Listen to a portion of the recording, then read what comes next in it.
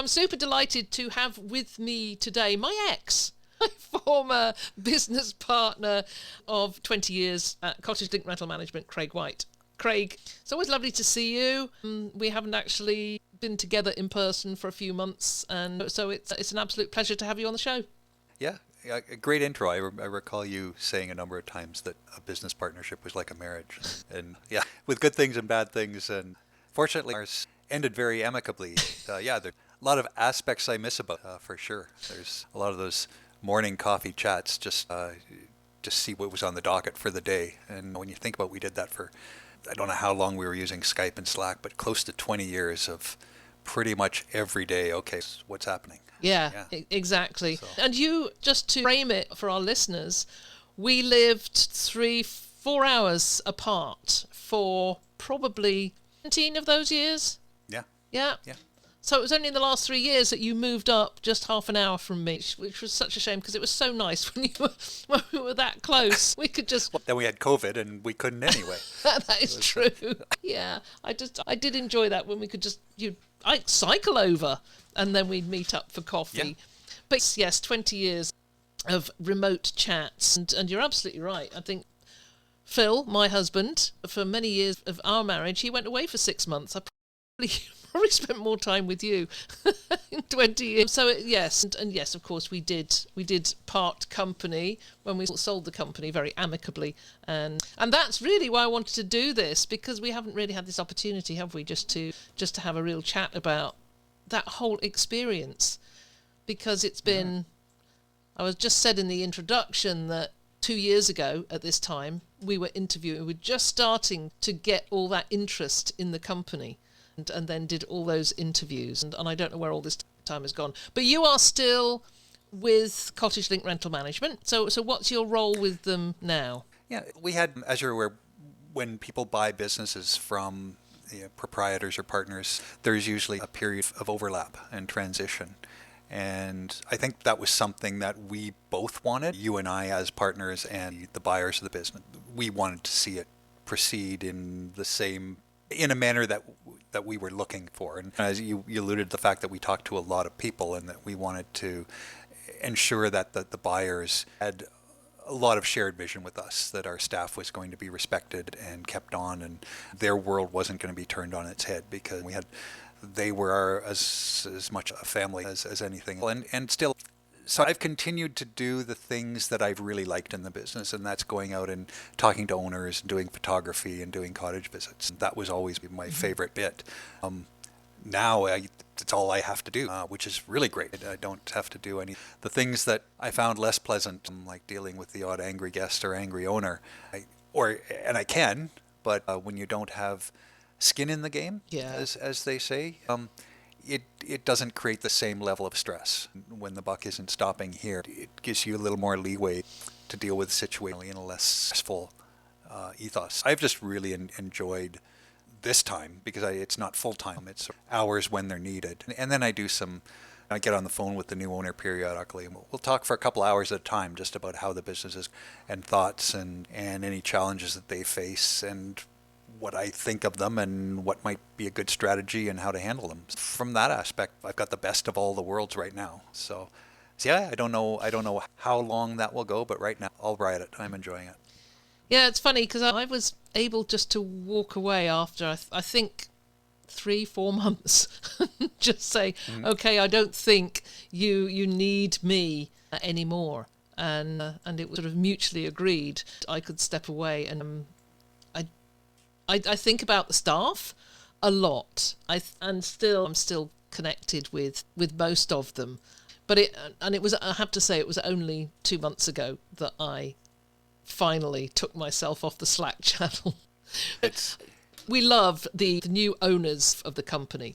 Justin and Pete, and I know a lot of people listening have met Pete. He's been at conferences and has certainly made himself known, because everybody I talked to said, oh yeah, I met the people who bought your company. They've just done a fantastic job, and certainly that I know that was something that we wanted to be assured of at the outset, was that our staff would be looked after, and everybody stayed, and seems like not only are they happy, but they're really thriving. I think so. Talking to a few of them, seeing them take on some new roles. It's funny because you mentioned they don't need me anymore. I can back away.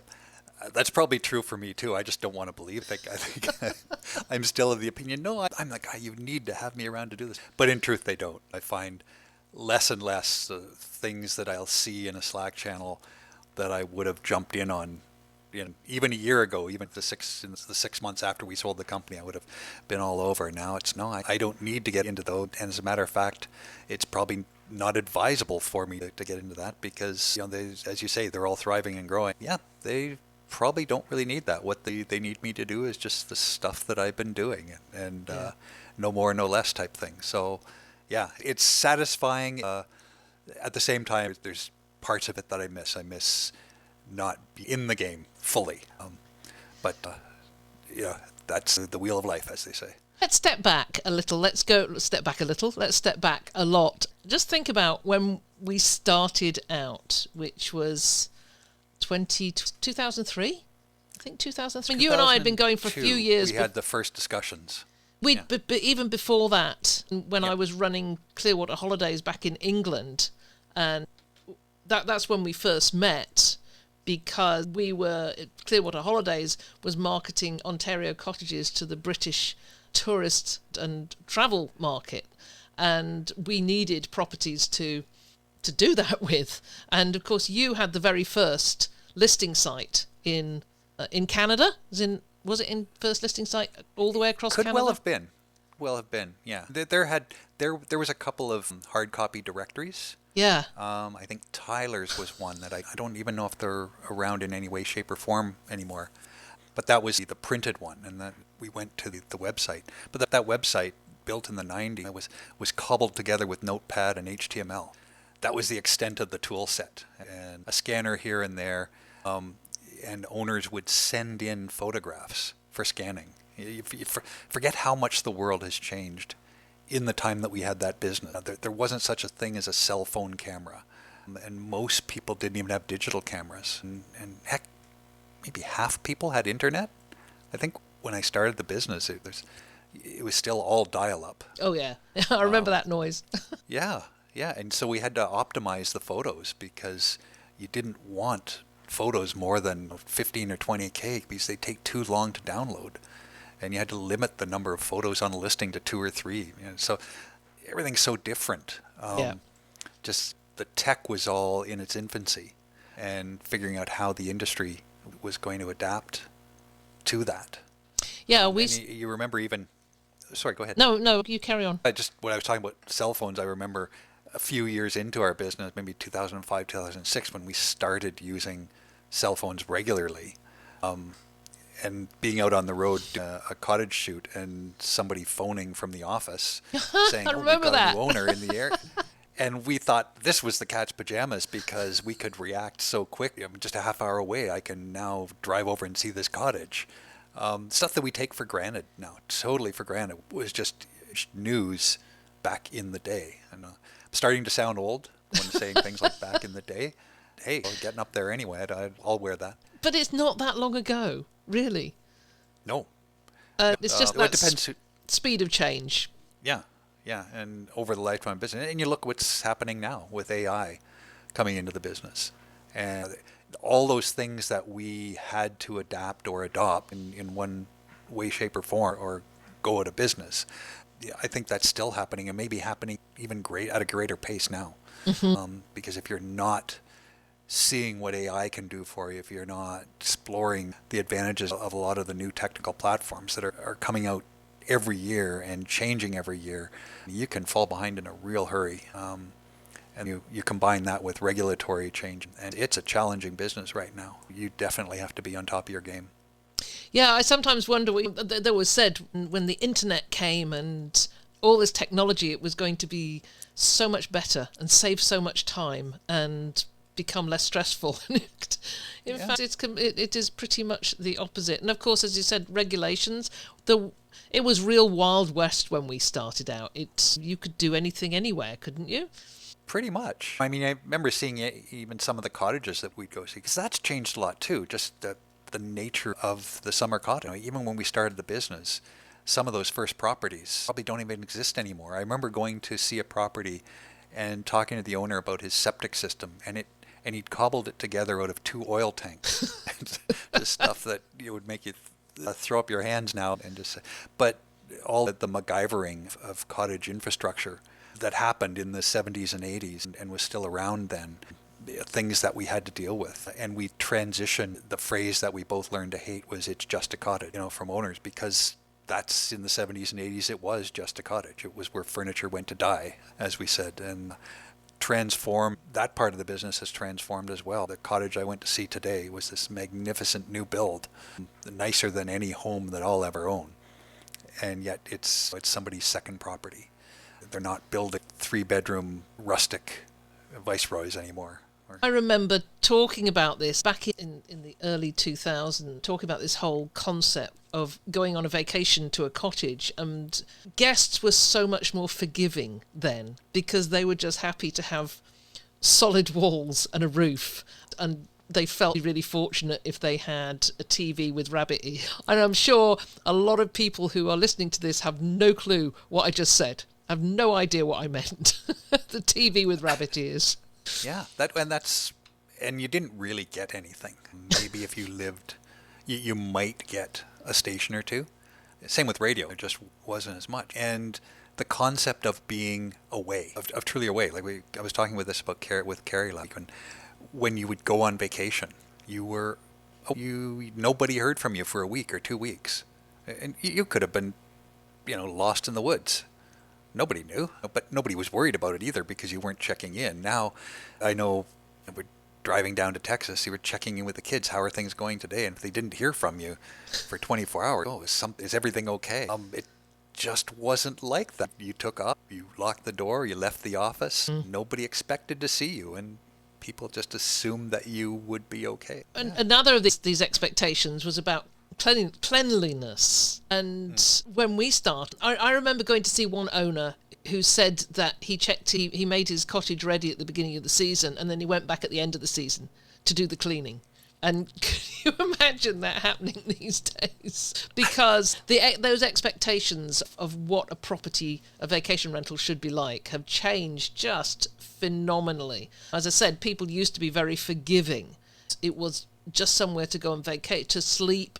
And it didn't matter if you're sleeping on creaky old bed with grandma's old mattress and a ratty old comforter. And you remember those as well? Yeah.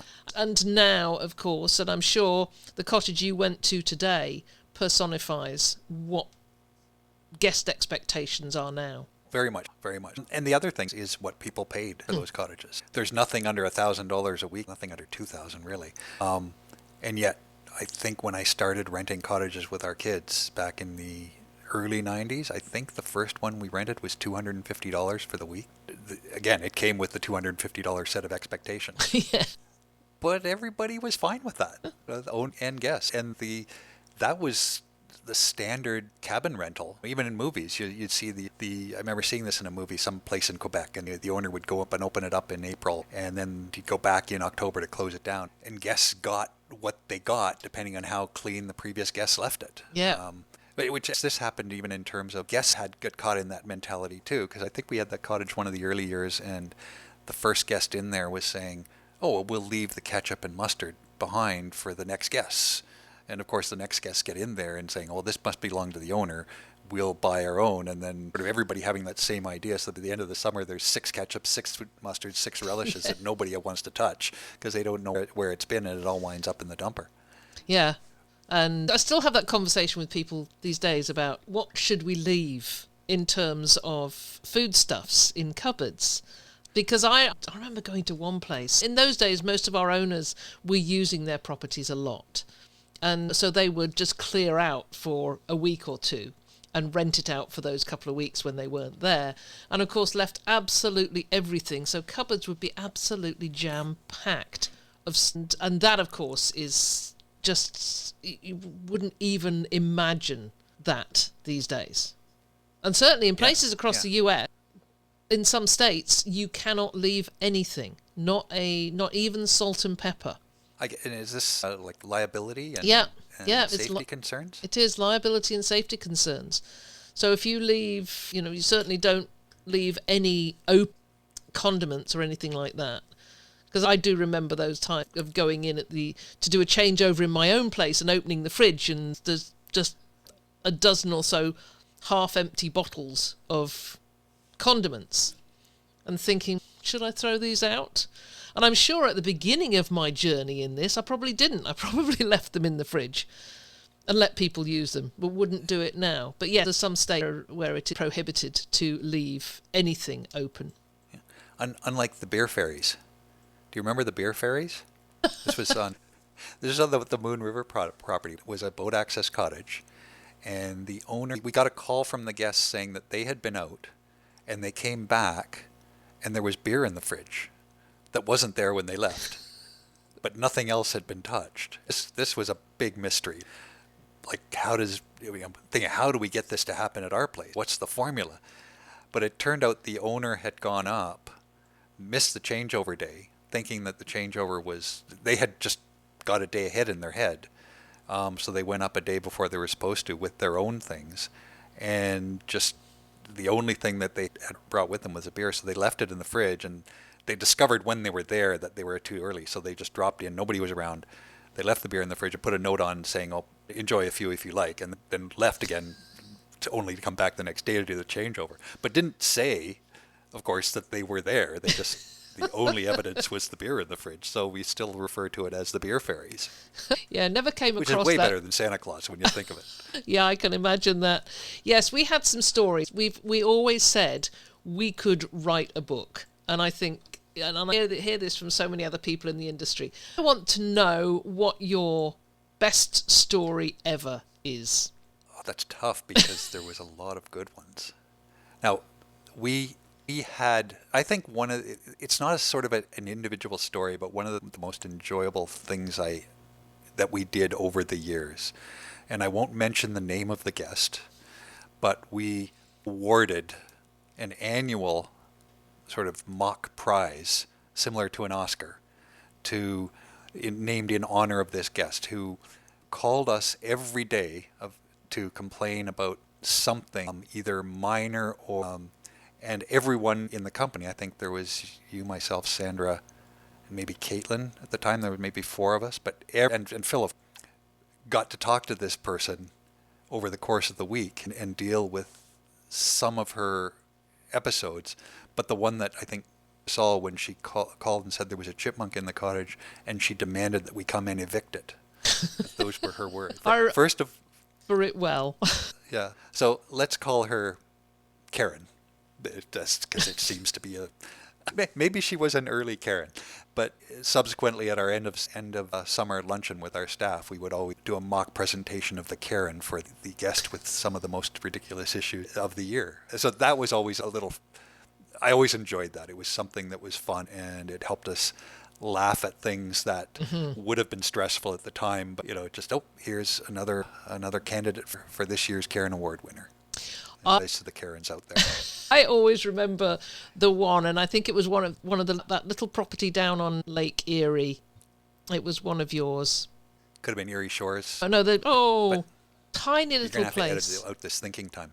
Tiny little place. It was one that had the outflow out into the lake. Because people would comment on that. That was one where there was a couple in there, and the guest complained from the moment they arrived, and the fridge broke down. Do you remember that? The fridge broke down. Oh, and the Doorway owner... to Summer. Doorway to Summer, that's the one. And the fridge still have that one. Fridge broke down, and the owner said, "I'm so sorry. I will do something about this. I will get you a replacement fridge." So he delivered a replacement fridge, and that was okay for her. And then the following day she called, and was it air conditioning? She said it was too hot. She was too hot and the air conditioning wasn't working, and we said it didn't have air conditioning. So it wasn't advertised as having air conditioning. However, the owner went out and bought a little air conditioning unit, and he delivered it to the property, and then she complained that the owner had woken her up at 9:30 in the morning delivering this to unit. Deliver something to make her life easier. I think that was the moment when Phil was instructed never to talk to guests again, because he did talk to her, and I'm not sure if he actually called her princess, but I know he did say something about not forgetting your tiara on the way out. And that was the moment we said, okay, you never talk to a guest again. And he did not. We had often joked that, and I mean, we should preface this with the fact that 99.9% of guests are wonderful. They were. It's when you're doing 15, 16, 1,700 bookings a year and we're pulling out a few stories, they're by far the exception rather than the rule. But that's what makes them so much fun. And I remember that one for sure, because I remember that I was heading off on my annual bike trip, because that was a Labor Day weekend. Yes, yeah. And you texted me because I happened to be riding very close to that place, and you said, don't go anywhere near it. Yeah. But we often joke that we would, before we ended our time with the company, that we both would allow ourselves to go off on one guest or one owner, just to let loose all. Did the closest I ever heard you to doing it with a guest was, but he had phoned, and we told everybody what was in the cottage, and as you say, we didn't advertise air conditioning on that one. But he had phoned and said, I can't find the dishwasher. And your reply was, did you leave him in the car? Oh, yes. I can't find the dishwasher. Yes, there's no dishwasher. I can't believe there's no dishwasher. There's no dishwasher on the listing. But you can't advertise a property without a dishwasher. And that's what I said. Yeah. Yes, use the one that was in the car and perhaps drove you there. Not reading the material. I was at Resfest a few years ago and talking to people, and one of the common threads was trying to get to read something was next to impossible. You had to, just getting information you need to read this. It doesn't happen. Things like what date to check in or the address of the property. Which is a great segue. You could take. There was a couple. I remember Phil and I on a Sunday evening, and we rarely had Sunday check-ins. So it was a Sunday evening, and we were at home, and our office was in the basement, but we weren't down there. We were sitting out on the deck and having a beer or two and just enjoying the fact that it was nice and quiet. And we heard a car come up, and I thought, we're really out in a rural area, and we were on a dead end road. So anybody driving up is coming to our place. So I went out of the door to see this van outside, and it's packed with people. And the guy gets out and he says, hello. And I said, yeah, hello, how can I help you? And he said, we're here. Okay, I can see that you're here, but why are you here? We've rented this house. And I said, no, you're incorrect. We've got an issue here because this is my house. He said, no, I've got the address here. We've rented this for a week. And I said, and he's showing me some paperwork, our paperwork, and it's booking confirmation. And he's pointing to the tiny little footer at the bottom of this. He said, look, here's the address. And I said, yeah, that's our office address. The address you should be at is the one that's in very large letters at the top of this piece of paper that you're holding, with the picture of the property, which looks nothing like the one that you're sitting outside right now.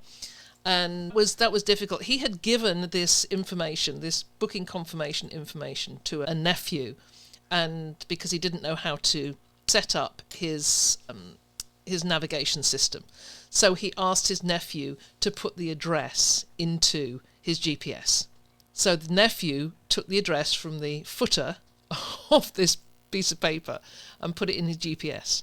Now, this family had got in their vehicle and they had driven 2.5 hours in the opposite direction of the station that the cottage they actually booked was. They were going to the Bruce Peninsula, which is a wonderful vacation area about 3 hours north of Toronto. We were in a little, not necessarily it was beautiful, but not as nice as the Bruce, 2.5 hours east of Toronto. So there's 5, 6, maybe 7 people in this van. And it's 7 o'clock in the evening. And what do we do with these people? I'm not letting them, they're not coming in my house. So we had a little discussion and we sent them on the way in the right direction. And he was okay with that. He understood that this mistake had been made. And he said, okay, so how far do I have to drive? I said, 5.5 hours from here. And you'll go past your house on the... I remember that so well. But the thing that always struck me about that is, at what point the sun sets in the west, and you're heading west, and you're driving away from the sun for more than... At what point do you not question where you're going? I think when I'm going somewhere, I've already mapped everything out. I've looked at Google Maps. I've seen exactly where I'm going. But, of course, we dealt with so many different people, a lot of new Canadians, people who hadn't been in the country for that long, and it was this rite of passage to go to a cottage on vacation. So I completely understood. This was many years ago, and I think now I would have probably dealt with it in a different way. I think I might have been a bit more empathetic with their dilemmas. I've just watched Will Guidara, who wrote Unreasonable Hospitality, deliver a presentation. And when I was thinking about talking to you about this, and I thought, would I have done what sort of unreasonable hospitality could I have delivered to this family of 7 or 8 or 10? I don't know how many were in that van. Could I have dealt with that differently? Would you have dealt with it differently? As you say, there's very little you can do. It's a mistake, but you've got really to offer them. You could say, okay, everybody out of the van, stay here, and you're going tomorrow. That's a big ask. When, it is a 5-hour drive. As I recall, we called up the owner, and we said, your guests are going to be late. This is what's happened, and probably some things that we could do, maybe offer them a meal along the way like that. It's not on us, but we can make it better for them type of thing. The mistake is not on us. The meal might be. Yeah, I think when I think back, I think maybe I could have... They've been in the car for 2.5 hours. Come in and use our facilities, and then off you go, and here's a nice place to stop and have a meal. Just sit down, relax, have a meal, and then drive the rest of your 4.5 hours or whatever there is. Or maybe even go back home and stay overnight and try again the following day. But we're coming back on this whole issue of people not reading things. And because there were other stories of people arriving a day early or arriving a week early. A week early? Yes, when you've got two families arriving at the same time. Yeah, that's happened. That happened this year again, too. Yeah? It happened up at Terriwell, a very expensive property, and the family books a vacation. Just looks at the dates wrong somehow. And I guess just in their head, you go down that tangent of planning for a week, and it takes one mistake, because you don't really do that double check. You say, I'm going to book this week, and then maybe something happens somewhere that, no, I'm going to book the next week. But there's a disconnect. And this is what happened. We had 2 families book, and when we first get the call, it's always, it gets all your stress levels shoot up, because did we make this mistake? Did we double book somebody? And fortunately, with the booking system that are in place now, that's almost impossible to do. And of course, the first reaction, I think the normal reaction of a guest, is to utter blame on the place that rented them the cottage, saying that they made the mistake. And fortunately, we've got the paper trails of, here is your booking, here is the dates, here is the reply to your notes asking about the dates, here is the reply to that reply that you replied to, with and all the email chains, because you would never want to get into that discussion of whose mistake it was. But that's a really tough one, because there really isn't a whole lot to do. But the problem is they've booked their week off, and they don't have a cottage. And the worst part is they've paid for it. Because unless we can re-rent that following week, I think we did in one case. But unless you can do that, they're not only out their vacation week, they're out for a week's worth of cottage rental, unless the owner is willing to be a very nice guy about it. But those are tough to deal with. But a lot of it depends on the guest comes to the table with it. Like I remember the people that arrived a day early at the place down on Lake Huron, down by Sarnia there. and just called up the caretaker and ripped into them for not having the place cleaned and ready for their arrival. And that the poor caretaker, almost in tears, called us and asked what was happening, and then telling these people that no, you weren't due for another 24 hours, which is normally the time that the cleaner and caretaker go in there and do that. So I think those are the ones that are a little tougher to have any sympathy for the guest, is like, you made the mistake and then you started yelling. That's they're for those ones are forever the fodder for stories in mind, right? But the ones that come back and say, yeah, we made the mistake, what can you do to help us? I think that sets a whole different tone. Yeah.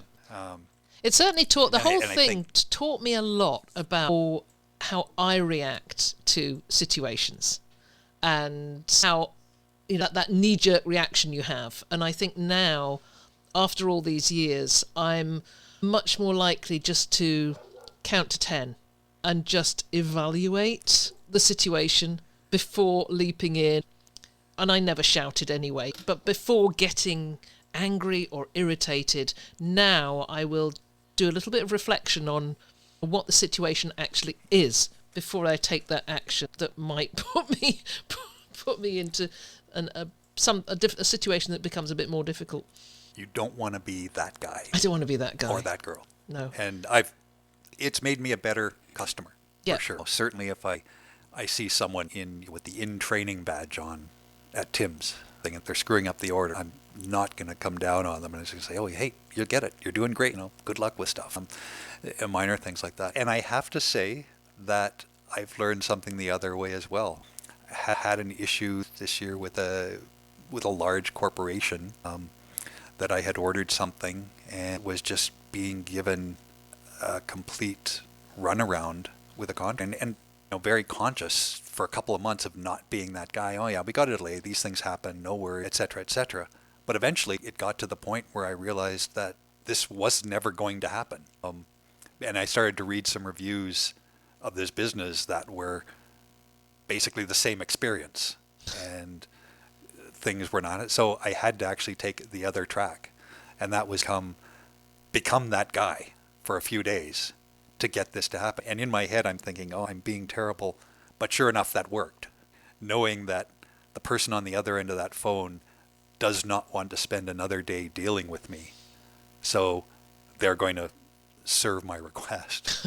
And I always, the people that I talked to along the way in that journey, I made sure to understand, I know this isn't you, and I know this wasn't your fault, and I don't want to be this guy. But so I turned that knowledge around and used it that way as well. I'm what a shame to say. It's something that I don't miss. I never was able to handle conflict very well. And either way, either being one who was creating the conflict or one who was on the receiving end of it. And I think when I walked away from the business, and I know that, that first summer, because we closed the business in June, so leading into a very busy summer, and that was it as far as I was concerned. And I know that you dealt with quite a few issues through that first summer, and I'll say sorry now for not helping you out on that one. But again, dealing with them from a different perspective, when we hired someone to take our rationale for doing that was they wouldn't have stake in the game or skin in the game, right? They're just dealing with it very agnostically. Yeah. Whereas for owners of a business or the owner of the cottage, it's very personal. Things where you get into a he said, she said, especially things about cleanliness, where an owner says, I've left this sparkling clean, and the guest arrives and says it's filthy. When it's that far apart, either you have very widely differing standards, or someone's not telling the truth. Mm-hmm. And we have no way of knowing who that is, but we're caught in the middle of it, right? We're the only persons who haven't been there, and yet we're the ones expected to come to a resolution. And that was always the most stressful for me, is things that didn't have a clear path. If something broke, if plumbing failed, yeah, the guest sure, give them a bit of leash to be angry and yell at us because, yeah, it's their vacation for sure. And we get that the owner's frustrated, and that's fine too. So we can take a little bit of both of that. But the path is clear. Everybody's working toward the same goal. Everyone's version of what happened is the same. It's when you get differing stories. That was the really tough bit. Mm-hmm. Yeah. You just recalled then when we first brought somebody in to deal with that, to deal with those issues. Just happened to be your son, the very first, the first law student that we brought in. And I think that was probably one of the best things we did. And the premise was, and this is what we learned from the owner of another rental company, one of our competitors, who I met at a VRMA conference. And I think we had coffee, we were chatting, and I said, "What's the best thing you've ever done for your business?" And he said, the absolute best thing we've ever done was to hire a law student to look after our issues in the summer. And I said, "Tell me about this." And he said, "Yeah, second-year law students, they've probably done courses on mediation, arbitration, these types of things, and they want to practice this." And what we did, I remember coming back and mentioning this to you, and you said, "Oh, Austin's a law student." And he came and joined us for that summer and was amazing. And what was the expression that he used in a letter that we used for years and years afterwards? I'm not sure. Oh, the full force of the law. Oh, that was actually later. That was Jacob. Oh, was it? Oh, right. Yeah, that was a later student. That was 3 or 4 years into that sequence. Just for listeners, and you mentioned that we eventually made that a permanent position, and we hired somebody who's still in that role and does it marvelously. But it was prototype and Willis advice. Get someone just to deal with those things. The other thing that we learned from that owner was the saying that you told me was, what is the cost of being right? and how much we use that through the years of our business. I think that was maybe one of the biggest learnings of all. Consider the cost. And no matter how much you retold yourself, it was always pulling back from something and saying, I don't need to be right about this. I need to make an effective business decision to make this include factorally for as many people as possible. And, if that means I'm wrong, or even if I am right, I don't have to be seen to be right, or I don't have to prove it. Yeah. Right? I don't need to be right on this. Yeah. Tough thing. That's very tough. It is tough because you think you're letting them get away with it. And I think and I know Phil used to say that, you're letting them get away with it. But no, what we're taking away, they may get away with it. They may do it again. We're not in control of what they do with the rest of their life. And us carrying on with an issue is not going to make them different. It's not going to make them behave any differently in the future. If you just back off, let it go, we are going to feel better. If they feel better, that's fine. I don't care. But we are going to feel better too. One of the things I remember is we had a guest who was very angry right from day one. It became very unpleasant to deal with. And we nursed him through that week. And then I remember going to this cottage to do a photo update and seeing how it had not been kept up and seeing exactly what he meant and getting his full experience and saying, oh, I understand now. Perhaps he could have presented it better. And in truth, had his presentation been a little more effective or a little more, what's the word, something that emphasizes more a teamwork as approach as less confrontational. Yeah. I think we probably could have done something a lot more, but the way the problem was approached, it immediately became confrontational. Both of us just couldn't wait to finish that week.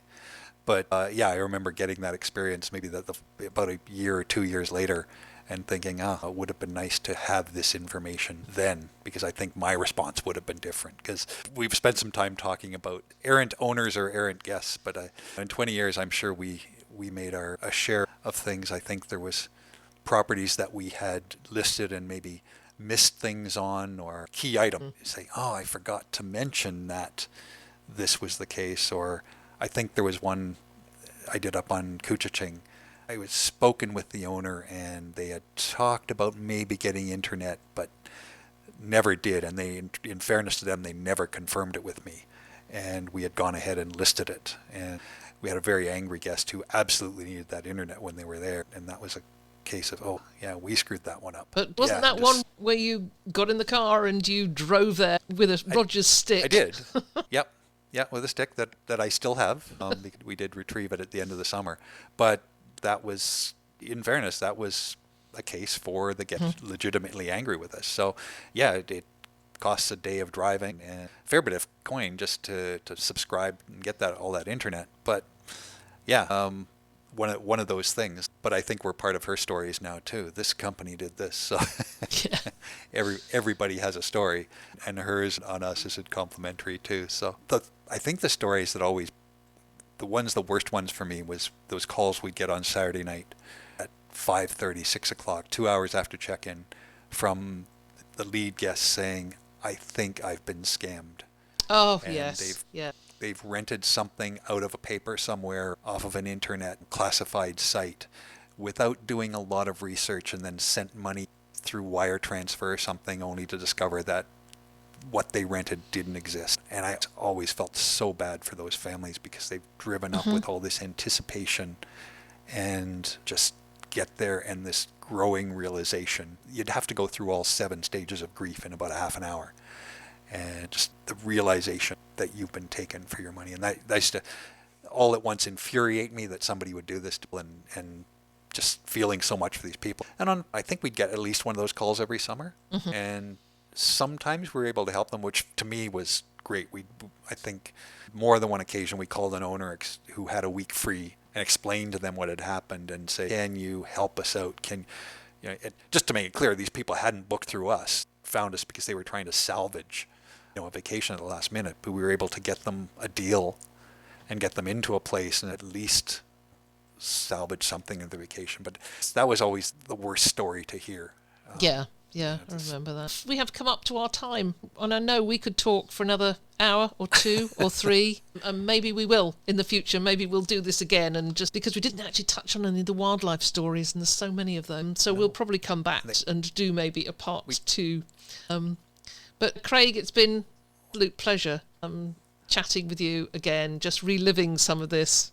Is it a pleasure reliving some of this? Oh, it absolutely is, because even the ridiculous stuff I can still laugh at, and we do have to write the book. Yes, Loons. The working title is Loons at the Lake. I love that. So, yeah, there's lots I still have. So if you want to do episode 2 of this, I'm down. Yeah, I think we should. But for now, I'm going to let you go. It's a Saturday evening. It's just before New Year's Eve, and you don't have to deal with guests this weekend. Not at all. Not even the guests here. The ones we had at our place left yesterday, so it'll be a quiet New Year's. I wish you a very happy New Year. We will get together when I get back in April, and we will do that bike ride. Absolutely. And I will watch you. I will watch you use all that leg power going up the hills while I just press my throttle. Okay. All right. Thank you Take so care. much. Great speaking with you.